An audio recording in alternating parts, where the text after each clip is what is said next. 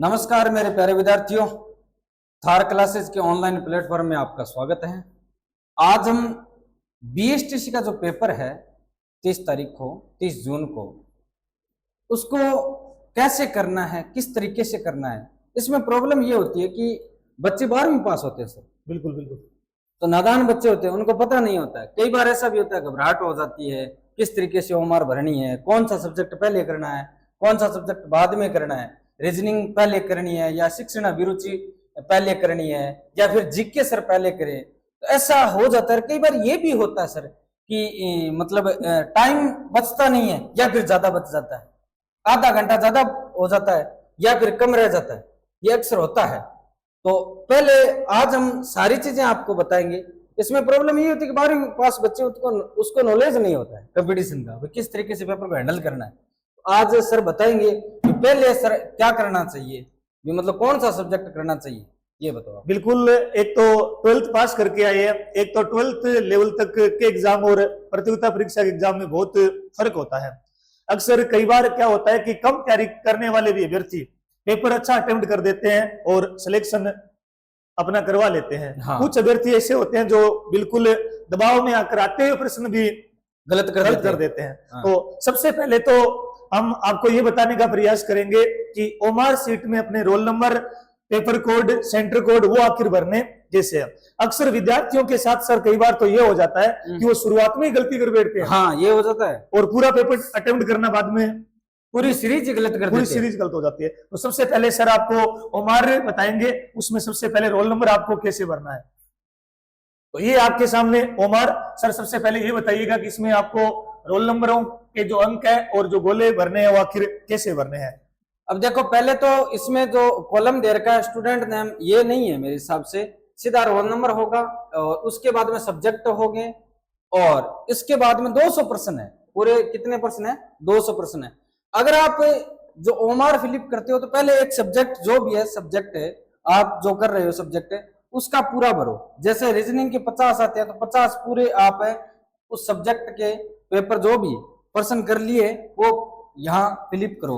उसके बाद में दूसरा सब्जेक्ट करो, उसके बाद में तीसरा सब्जेक्ट करो, उसके बाद में जो लास्ट सब्जेक्ट है वो सारे के सारे जैसे आप सब्जेक्ट कर रहे हो, पेपर हल कर रहे हो, उसी हिसाब से घोड़े भरना है। अब घोड़े में समस्या क्या होती है कि बच्चे ओमार सीट का स्पेशल मतलब सर वो आता है, पेन आता है, उसमें टाइम कम लगता है। ये जो हमारे वाले पेन है ना जो हम लिखते हैं नोटबुक में, वो पेन नहीं है, ओमार सीट का स्पेशल आता है, उसमें टाइम नहीं लगता। इस तरीके से बस अरे एक पूरा गोल करना है, बाहर नहीं निकालना। और एक कई बार ऐसा होता है कि एक में 2 भरे जाते हैं, वो गलत हो जाएगा, वो गलत हो जाएगा, बिल्कुल वो गलत हो जाएगा। तो आपको इस तरीके से देखना, 2 बार देख के उसके बाद में भरना है। कई बार ये भी हो जाता है 101, जैसे 101 नंबर प्रश्न है उसमें 102 का भरा गया, इस तरीके से हो जाता है। तो सबसे पहले तो आप प्रश्न हल करने से पहले ओमार सीट में जितने भी आपको कॉलम भरने हैं, चाहे रोल नंबर हो चाहे पेपर कोड हो, सबसे पहले उनको पूरा करना है। हाँ। अगर कोई आपके सस्पेंस में है, समझ में नहीं आ रहा है तो तुरंत एग्जामिनर से सहायता ले, खुद गलत करने का प्रयास ना करे। जैसे यहाँ एक छोटा सा कॉलम दिया है, आपको समझाने का प्रयास करते हैं। जैसे आपके रोल नंबर है 21, 33, 42, 0, तो सबसे पहले यहाँ पर भर दिया। आप 2 के नीचे आपको देखना है कि आखिर 2 है कहाँ। कई बार क्या होता है जल्दबाजी में 2 यहाँ है सर, 2 यहाँ कर देते हैं, तो 2 के नीचे आपने गोला कर दिया 2, 1 के नीचे, तो पूरा कॉलम ये भरना है। उसके बाद में पेपर कोड जो पूछा है पेपर में दिया है, सेंटर कोड अगर आपको नहीं पता है तो एग्जामिनर से पता कर लेना। उसके बाद में सर सही क्लास में भी अक्सर विद्यार्थी पूछा करते हैं कि सबसे पहले हमें कौन सा पार्ट अटेम्प्ट करना है, अर्थात जीके करे, रीजनिंग करे, शिक्षण अभिरुचि करे या लैंग्वेज करे। तो इस बारे में मेरा तो सुझाव ये है कि सबसे पहले आपको वही टॉपिक अटेम्प्ट करना है जिसमें आपकी रुचि है, जो आपको सरल लग रहा है। तो सर जो ज्योग्राफी के सर के हैं वो अपने अनुभव से बताते हैं कि आपको पहले कौन सा पार्ट हल करना है। इसमें होता क्या कि जो पार्ट सभी आते हैं, मतलब ज्योग्राफी आता है, कल्चर आता है, हिस्ट्री आता है सर, और पॉलिटिकल भी आती है, 50 प्रश्न आते हैं, और रीजनिंग आती है। बड़ा पार्ट जो रीजनिंग और शिक्षण अभिरुचि का होता है। तो मेरे हिसाब से पहले जीके करना चाहिए, क्योंकि जीके करने से हमें क्या होता है, टाइम कम लगता है जीके में, और उसके बाद में जो उसमें तर्क वितर्क ज्यादा होते हैं, समर्थी वाला तथ्यात्मक नहीं होता है, तो तर्क वितर्क तो लास्ट में करना चाहिए। कई बार ऐसा होता है सर, मतलब हम पेपर करते हैं फिर जीके रीजनिंग करते हैं वो जल्दी में कर लेते हैं, जीके पढ़ा है, जीके पढ़ा है, हाँ। तो 100 क्वेश्चन पढ़े हैं। तो उसमें क्या होता है कि रीजनिंग में तो उत्तर फिक्स है भाई, उसमें तो प्रैक्टिस करनी पड़ती है, तो उसमें नुकसान हो जाता है कई बार बच्चे का, जल्दी पेपर कर लेता है और 20 मिनट बच जाता है। अब ये सोचते हैं कि यार 20 मिनट बच भी गया और हमने मतलब पेपर भी कर लिया। हाँ पेपर भी कर लिया। तो पहले मतलब जीके करना है आपको, जीके, लैंग्वेज, शिक्षण अभिरुचि और रीजनिंग के लिए आपको लास्ट में टाइम बचा कर रखा। हाँ। और दूसरी सर एक विशेष चीज, इस प्री बीएसटीसी में नेगेटिव मार्किंग नहीं है। हाँ ये अक्सर पेपर में हमने क्लास में देखा है कि अक्सर बहुत सारे विद्यार्थी प्रश्न छोड़ देते हैं। आपको एक प्रश्न भी छोड़ना नहीं है, 200 के 200 अटेम्प्ट करने हैं। एक सर शिक्षण अभिरुचि को लेकर विद्यार्थियों में थोड़ा सा डर भी है, भय भी है कि आखिर क्या होगा। तो आप सर ने आपको बताया भी है कि शिक्षण अभिरुचि में कुछ ऑप्शन नजदीकी होते हैं, हमें लगता है कि ये भी सही है, ये भी सही है, लेकिन इस बार पैटर्न चेंज कर दिया गया, केवल एक उत्तर सही होगा। साहित्य सर पहले 3 माने जाते थे, 3 मानते थे, जिसमें 3 2 1 वाला। तो अभिरुचि के प्रश्न थोड़े से अटेम्प्ट कैसे करना है, इसके बारे में आप थोड़ा सा बच्चों को सुझाव दीजिएगा। हाँ, हमें प्रति सब्जेक्ट को समझाएंगे, प्रत्येक सब्जेक्ट को। हमारे सर जो रीजनिंग के स्टार कहते हैं थर्ड क्लासेज के, हाँ। सुरेंद्र शर्मा, बिल्कुल बिल्कुल, वो हमारे बीच आएंगे। पहले वो सब्जेक्ट के बारे में बताएंगे, अपने सब्जेक्ट के बारे में, उसके बाद में मैं बताऊंगा ज्योग्राफी और शिक्षण अभिरुचि के बारे में, उसके बाद में सर बताएंगे कल्चर और पॉलिटिकल के बारे में, उसके बाद में हिस्ट्री वाले सर बताएंगे। बिल्कुल king of reasoning Surendra ji sir, बाकी में बहुत उनके पढ़ाने का लाजवाब तरीका है, उनकी फैन फॉलोइंग भी अच्छी है और बड़े दिल से, बड़े मेहनत से बढ़ाता है। बिल्कुल सर। और सर एक मैंने उनकी देखा है कि उनकी आवाज में बड़ी एनर्जी होती है, आवाज ये मानना पड़ेगा, बिल्कुल थकान महसूस नहीं होती, और स्पष्ट शब्दों से, कहीं हिचकिचाहट नहीं करते वो, और मोस्ट वेलकम है आपका। हाँ, बिना सूत्र, बिल्कुल सीधा डायरेक्ट समझा देते हैं। वास्तव में बड़ी लाजवाब इनकी जो रीजनिंग पढ़ाने का जो तरीका है वो वास्तव में काबिले तारीफ है। सर का बहुत बहुत धन्यवाद। बहुत बहुत धन्यवाद राजेंद्र जी सर और सुदेश जी सर का, जो इतने लफ्ज इन्होंने मेरे लिए कहे हैं। वैसे इसके काबिल मैं नहीं हूं, क्योंकि ये मुझसे बड़े हैं और मुझसे ज्यादा ज्ञान भी है इन्हें, और जितना मैंने सीखा है, जो बुलंद हौसला मेरा बना है, वो इन दोनों को देखकर ही बना है। क्योंकि मुझे इस प्लेटफॉर्म पर आए हुए शायद इनसे कम समय ही हुआ है, पर जितना समय हुआ है वो इनको देखकर, इनका समर्पण देखकर मुझे बहुत कुछ इनसे सीखने को मिला है।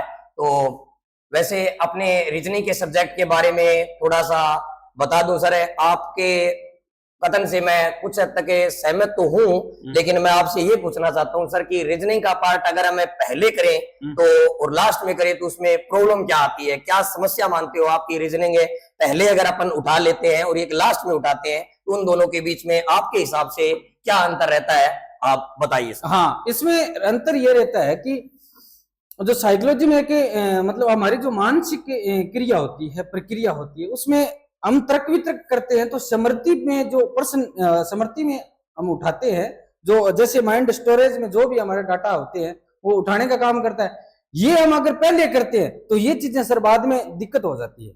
सर राजेंद्र जी सर, आप क्या कहना चाहोगे भी, कौन सा मैटर पहले उठाना चाहिए, कौन सा मैटर बाद में उठाना चाहिए, आपके लिए बेस्ट क्या मानते हो सर? देखो मेरी नजर में तो सर मुझे लग रहा है कि पहले जीके अटेम्प्ट करने और बाद में लैंग्वेज दोनों अटेम्प्ट करने और उसके बाद में अभिरुचि के प्रश्न निकाल लेने चाहिए।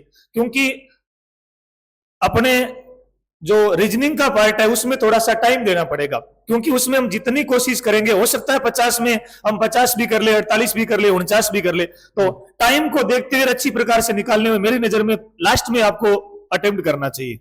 बिल्कुल सर, इस बात से मैं सहमत हूँ। और एक चीज और है सर, एक गलतियां और हो जाती है बच्चों की। जैसे अभी मान लो बीच में जीके का पार्ट उठा लिया, 5 क्वेश्चन बीच में नहीं आ रहे हैं और वो ओमर लेकर बैठ गए, और बीच में जब वो भरते हैं तो 1-2 क्वेश्चन बीच में आगे पीछे हो जाता है, उनके कारण उनकी सीरीज खराब हो जाती है। तो ज्यादातर विद्यार्थियों के ये समस्या आती है, मैंने बहुत बार देखा है समस्या आती है। हमने मेगा टेस्ट लिया था, उसमें भी बहुत सारे बच्चों को प्रॉब्लम आई थी कि सर हमारे एक क्वेश्चन गलत भरा गया जिसके कारण पूरी ओमर गलत होगी। तो उनके लिए आप बच्चों को क्या सुझाव देना चाहोगे सर? उनके लिए सुझाव यही है सर कि पहले आप जैसे सब्जेक्ट ज्योग्राफी करते हो, जैसे मान लिया जीके में ज्योग्राफी उठा लिया आपने, ज्योग्राफी में 15 प्रश्न है, उसको 2 राउंडों में करो। पहले तो वो करो जो आपको आ रहे हैं, उसके बाद में वो करो जो आपको मतलब 2 ऑप्शन या 3 ऑप्शनों में दिक्कत आ रही है या 2 एक जैसे लग रहे हैं, वो करो। तो उस पार्ट को आप कंप्लीट करो। मतलब ये नहीं है कि आप एक राउंड में ज्योग्राफी करके आगे वाले सब्जेक्ट में जाओ, बिल्कुल बिल्कुल सर, ये बात भी है, परंतु टाइम की भी बाध्यता रहती है सर। 3 घंटे का टाइम होता है, 200 क्वेश्चन होते हैं, उसमें साथ में होमवर्क भी भरनी पड़ती है, तो कम से कम 20 या 25 मिनट होमवर्क को भी देने पड़ते हैं। इस चीज को भी आप मानते हो? तो अगर एक बार वो पार्ट पढ़ा, उसके बाद में दोबारा उसी पार्ट पढ़ाए और बार बार ऐसा ही चलता रहे, तो हिंदी भी करनी है, इंग्लिश भी करनी है, शिक्षक अभिरुचि भी है, रीजनिंग भी है, इसके अलावा जीके भी है, तो क्या ये चीजें संभव हो पाएगी? हाँ बिल्कुल सर, संभव हो पाएगी, क्योंकि जीके में एक चीज होती है सर, जीके में जो क्वेश्चन आता है वो स्पष्ट आता है, अगर नहीं आता है वो नहीं आता है, या तो फिर 2 ऑप्शन करीबी होंगे, ये भी होगा और ये भी होगा, ज्यादा उसमें कुछ नहीं होता है। मतलब मैं मानता हूं अगर कोई बच्चे की याद है कोई चीज है, जैसे राज्य का पहला सुपर थर्मल पावर कौन सा, सूरतगढ़ है, तो डायरेक्ट है, उसमें टाइम नहीं लगता है। और रीजनिंग में आप 50 में से 50 हासिल कर सकते हो, क्योंकि सुरेंद्र सर ने बहुत अच्छा समझाया, आपको बहुत अच्छी तरीके से समझाया है। हिंदी में आप 30 में से 30 कर सकते हो, बट जीके में आप 50 में से 50 नहीं कर सकते। नहीं, ये बात भी सत्य है सर। राजेंद्र जी सर, मैं आपसे एक बात और पूछना चाहता हूँ, जो मेरे मन में डाउट है वो डाउट भी मैं क्लियर करना चाहूंगा। जो विद्यार्थियों के डाउट है वही डाउट मैं आपसे पूछना चाहूंगा।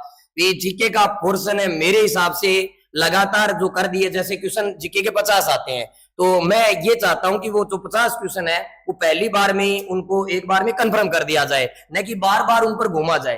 क्या आप क्या कहना चाहते हो इस मामले? बिल्कुल, वैसे आपकी बात तो सही है, लेकिन जैसे सुदेश जी सर ने बताया, कई बार शुरुआती तौर पर कुछ प्रश्न ऐसे होते हैं जीके के जो हमें तुरंत याद नहीं आते हैं, तो जो सस्पेंस वाले प्रश्न है आप 5-7 प्रश्न छोड़ सकते हो, और जब करीबी 15-20 मिनट का टाइम हो तो एक बार वहां जाकर आप कर सकते हो। कई बार शुरुआती तौर पर याद नहीं आते, लेकिन कुछ पार्ट करने के बाद में अचानक वो प्रश्न याद आ जाते हैं। तो शुरुआती तौर पर आपको 40-45 प्रश्न वही करने हैं जो आपको एकदम सरल आ रहे हैं। उसके बाद में बचे हुए प्रश्नों पर या तो ऑप्शन काट सकते हैं, या जैसे अभी सर ने बताया कि नेगेटिव मार्किंग नहीं है, तो लास्ट में अपने आराध्य देव का नाम लेकर, अपने भाग्य का सहारा लेकर कर सकते, तुक्के भी मारने हैं, छोड़ना नहीं है। तो 15-20 प्रश्न ऐसे हैं जो डाउट में, उसको लास्ट में छोड़ दो। और एक चीज है सर, उनके लिए आपको 10-15 मिनट का टाइम बचा कर रखना पड़ेगा लास्ट में, अन्यथा प्रश्न छूट जाएंगे। दूसरी चीज है, आप एक बार लास्ट में 200 प्रश्न भरने के बाद में पूरी उम्र में 200 प्रश्नों को काउंट कर लेना, कहीं बीच में गोला भरने से ये होता है सर, छूट जाता है, घर आने के बाद में पता चलता है। पता चलता है, ये बात सही है।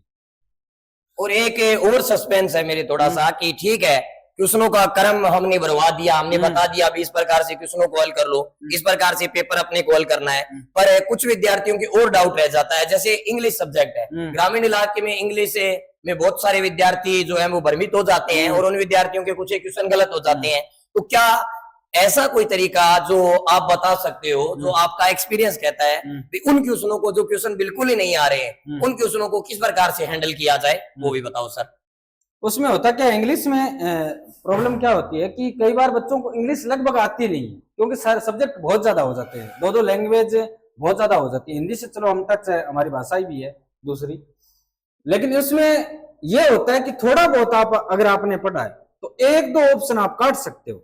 एक ऑप्शन भी अगर आपने काट लिया ना, तो आप प्रश्न को उसको हल कर सकते हो, नहीं तो फिर हमारी भाषा में कहते हो तिरछा भरना वो ही हो सकता है, और तो क्या है सर। एक तरीका और मैं राजेंद्र जी सर आपसे भी पूछना चाहूंगा, जो मतलब कई बार कोई क्वेश्चन पूछा जाता है, जीके की बात करना चाहूंगा स्पेशली तौर पर, मुझे इतना नॉलेज नहीं है जीके का, फिर भी थोड़ा आपसे ज्ञान लेना चाहूंगा कि कई बार जीके का कोई क्वेश्चन आ जाता है तो 4 ऑप्शन आते हैं, लेकिन मैंने कई बार ये देखा है कि 4 ऑप्शनों में से 2 या 2 ऑप्शन ज्यादातर चांस में ऐसा होता है कि वो सीधे के सीधे कट जाते हैं। जैसे अपने को कोई चीज पूछ लेगी, अभी अपने को ये पता है कि खारे पानी की झील के बारे में, उसके बारे में ऐसी चीजें पूछ ली जाएगी, और जहां पर अपने को पता होता है अभी 2 ऑप्शन उसमें से लगभग मेरे हिसाब से ऐसे मिल जाते हैं जो अपन देखते ही काट सकते हैं। तो थोड़ा बहुत है, अगर मैं देसी भाषा में बोलना चाहूँ तो तुक्का जो मारना हो, तो वो तुक्का सर किस प्रकार से फिर मारना चाहिए?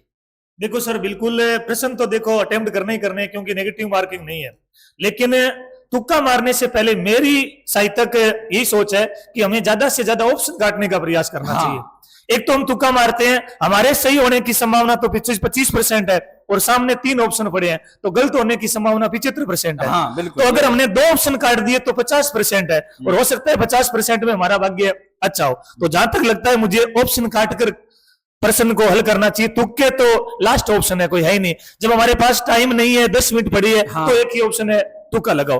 और जहां तक प्रतियोगिता परीक्षा में जो एग्जामिनर पेपर बनाते हैं, मेरा अनुभव कहता है कि तुक्के सही होना बहुत कठिन बात है। अक्सर जो तैयारी वाले विद्यार्थी होते हैं उनके सर तुक्के सही होते ही नहीं है। ये बात सही है। नहीं सर, मेरा तुक्के मारने का ये मतलब नहीं था। मेरा ये मतलब है जैसे नहर वगैरह के बारे में आप पता है, अब नदियां कहाँ पर है कहाँ पर नहीं है, थोड़ा सा अगर सिंचाई से संबंधित क्वेश्चन आए और वहां पर 4 ऑप्शन आए तो वहां पर 2 ऑप्शन वो काटे कैसे जाएंगे, मेरा बस ये पूछना था आपसे सर। सीधा तुक्का मारने का मेरा मतलब नहीं इसका था। जवाब मेरे हाँ, पास हाँ, है सर। बिल्कुल सर, बताइए। इसमें यह होता है कि बच्चे ने अगर अच्छी तरीके से पढ़ा है तो वो काट सकता है, रिवीजन किया है ना तो काट सकता है, बगैर रिवीजन नहीं काट सकता। हाँ यही तो है भी, अपन कम से कम है 2 ऑप्शनों तक तो आ जाए। हाँ। 2 ऑप्शनों तक आ जाए। अगर इस किसी विद्यार्थी को चारों ही नहीं आ रहे तो वो तो सीधी सी बात है तुक्का ही मारेगा और कुछ करना नहीं है। लेकिन थर्ड क्लासेस के स्टूडेंट सर है ना, उसमें तुक्का लगाने की ऐसी जरूरत नहीं पड़ेगी। हाँ नहीं बिल्कुल, ये थर्ड विश्वास क्लासेस के है नहीं, मुझे। पर हम जो बातें बता रहे हैं वो थर्ड क्लासेस जो विद्यार्थी जुड़ा हुआ है, चैनल पर जुड़ा हुआ है या अन्य कोई विद्यार्थी देख रहा है, तो प्रत्येक विद्यार्थी को अपने को बतानी पड़ेगी ये चीज। ये बात तो बिल्कुल, सही। जो बच्चा हमारे पास आया, हमने पूरा समर्पण किया है उस बच्चे के प्रति, हर चीज हमें उनको सिखाने की कोशिश की है। पर कई बार ऐसा हो जाता है ना, अभी विद्यार्थी यहाँ तक कोचिंग तक आ नहीं पाता और अभी वो एग्जाम देने के लिए जा रहा है तो वहां पर गलतियां कर देगा। और वहां पर ये भी उसको पता होना चाहिए भी तुक्का अगर लगाना है, जैसे सिंचाई से संबंधित क्वेश्चन आ गया, अगर उसको पता है भी इस साइड में सिंचाइयां कम होती है तो वहां से अगर कोई ऑप्शन आता है तो मेरे हिसाब से वो सीधा ऑप्शन काट सकता है। बस वही चीजें मैं आपसे पूछना चाहता था, जिससे बेस्ट ऑप्शन। अब आप सर आपने क्वेश्चन पूछा, लेकिन अब मैं पूछना चाहूंगा सर से। हाँ जी। क्योंकि हमारे जो फर्स्ट ग्रेड में ये पार्ट आता है सभी का, रीजनिंग के वो कौन से टॉपिक है जो पहले, जो कौन से प्रश्न है उसको पहले किया जाए? रीजनिंग के लगभग टॉपिक ही ऐसे हैं सर जिनको आप आसानी से हल कर सकते हो। और जो विद्यार्थी रीजनिंग की एक बार तैयारी कर ली वो मेरे हिसाब से किसी क्वेश्चन को गलत नहीं करेगा। और वैसे हमने एक मेगा क्लास डाल दी है, कल ही हमारे द्वारा एक मेगा क्लास डाली गई है, तो वो विद्यार्थी वो क्लास अगर एक बार देख लेंगे तो मेरे हिसाब से कोई क्वेश्चन गलत नहीं होगा। और सर दूसरा आपका सवाल है कि कौन से क्वेश्चनों को करना चाहिए।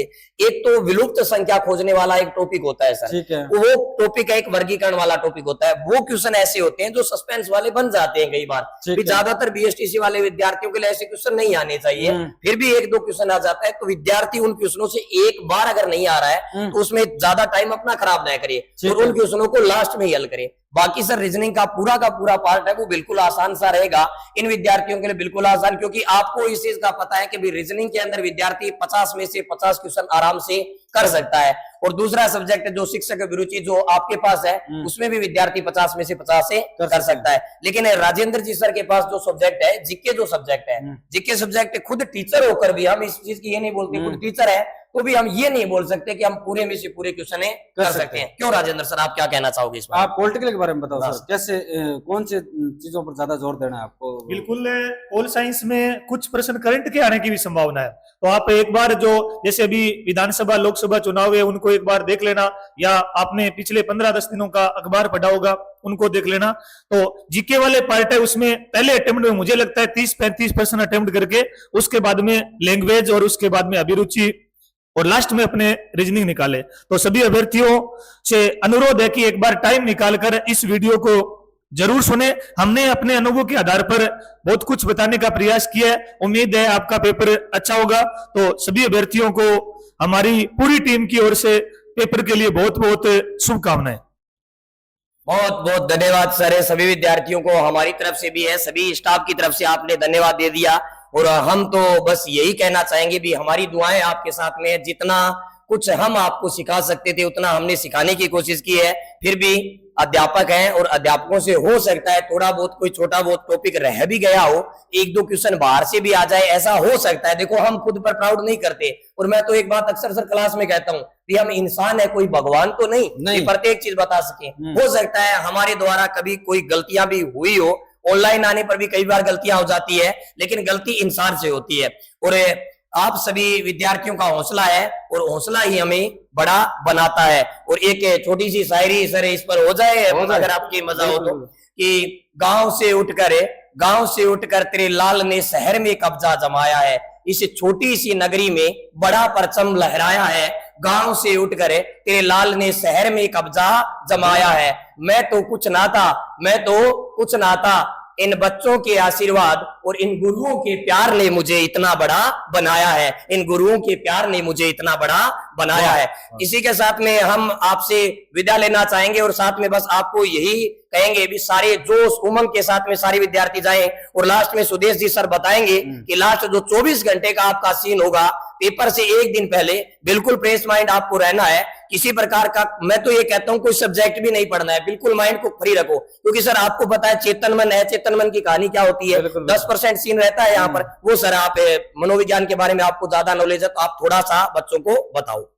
उससे पहले मैं थोड़ा बता देता हूँ, मेरे सब्जेक्ट के बारे में मैंने बताया नहीं है कि शिक्षण अभिरुचि के बारे में। शिक्षण अभिरुचि जैसे आप करते हो उस सब्जेक्ट को, तो आप खुद को टीचर मानो, खुद को टीचर मानकर अगर उस पेपर को, उस पर्सन को आप हैंडल करते हो, तो मैं मानता हूं कि कोई पर्सन गलत होने की संभावना रहती नहीं है सर। उसमें स्टूडेंट मानकर अगर आप पेपर हल करते हो तो नहीं होता। हाँ, और उसमें सही तीनों ऑप्शन ही होंगे, तीनों 4 ऑप्शन आते हैं, लेकिन एक तो बिल्कुल गलत होगा। तीनों ऑप्शन सही होंगे, लेकिन उसमें देखना है कि सबसे ज्यादा सही कौन सा है, और शिक्षा के क्षेत्र में देखना है। ठीक है ना। अब बात रही ज्योग्राफी की। ज्योग्राफी में क्या है कि आपको ऊपरी ऊपरी प्रश्नों का एक बार रीडिंग लगानी है, ठीक है, उससे ज्यादा कुछ नहीं आएगा। अब बात करते हैं सर की जो 24 घंटे रह गए हैं, 24 घंटे की बात यह है कि आपको फ्री रहना है, ज्यादा से ज्यादा नींद लेनी है। अगर आप नींद लेते हो, नींद से ये होता है सर, पूरी मांसपेशियों को आराम मिलता है। बिल्कुल बिल्कुल। आराम मिलने के बाद में जो मेमोरी है ना, वो बहुत ज्यादा काम करती है। और आप पेपर से अगर पहले कहीं सेंटर भी पहुंचना है ना, तो उस दिन पहले नींद लेनी जरूरी है। बिल्कुल बिल्कुल। अगर आपने नींद नहीं ली है तो प्रॉब्लम हो जाएगी। बिल्कुल सर, कई बार मन को शांति मिलती है, पूरी नींद अगर बच्चे को आ जाती है, उसके बाद में ऑटोमेटिक पीछे वाला जो सिस्टम है वो पूरा बैकअप मार देता है, और कई बार फिर दिमाग के खराब हो जाता है। कुछ विद्यार्थी जाते जाते किताबें पढ़ते हैं, तो वो मेरे हिसाब से बेस्ट तरीका नहीं रहता, क्योंकि उससे क्या है, बच्चे को पीछे वाली चीजें यादें नहीं रहती। एक और भ्रमित कर देते हैं, कई बार भ्रमित ये कर देते हैं कि ये आएगा वो आएगा। भ्रमित नहीं होना, भ्रमित जो आपने पढ़ा है। मैं तो ये मानता हूँ कि रीजनिंग में तो एक ही गलत नहीं होगा आपका, ये दावे के साथ कह सकता हूँ। सर ने बहुत अच्छी मेहनत करवाई है। आपको जो भी फार्मूले दिए गए, जो भी आपको ट्रिक दी गई है, जो भी आपको आधार दिया गया है, उनको आप याद रखो। ठीक है, आपका सिलेक्शन शिक्षण अभिरुचि और रीजनिंग और हिंदी करवाएगी। ठीक है, ये बहुत बड़ा पार्ट है सर। हाँ, बुलंद हौसलों के साथ उड़ान भरनी है। हम आपका वेट करेंगे। 30 तारीख के शाम 5 बजे मिलते हैं, लाइव आपसे रूबरू होंगे। बहुत बहुत धन्यवाद आप सभी विद्यार्थियों का हमसे जुड़ने के लिए। पूरी टीम के लिए और पुनः बधाई। हमने अपनी तरफ से बहुत अच्छा प्रयास किया है। मैं लास्ट में, वैसे सर की एक खासियत है कि रीजनिंग के साथ ये शायरियों से बढ़ाते हैं। ये बहुत कम देखने को मिलता है। तो हमारी टीम की ओर से हमने पूरा प्रयास किया। लास्ट में ये कहना चाहता हूं कि भूल से भी कोई भूल हुई है, भूल से भी कोई भूल हुई है तो भूल समझकर भूल जाना, भूल से भी कोई भूल हुई है तो भूल समझकर भूल जाना, भूलना केवल भूल कोई, बोलना केवल भूल कोई, कहीं हमें मत भूल जाना। बहुत बहुत धन्यवाद। सुदेश जी सर आशीर्वाद दीजिएगा। मिलते हैं पेपर के बाद। उम्मीद होते हैं कि आपका पेपर अच्छा होगा। बहुत बहुत शुभकामनाएं, और थार क्लासेस की तरफ से आपको बहुत बहुत ऑल द बेस्ट सभी विद्यार्थियों को।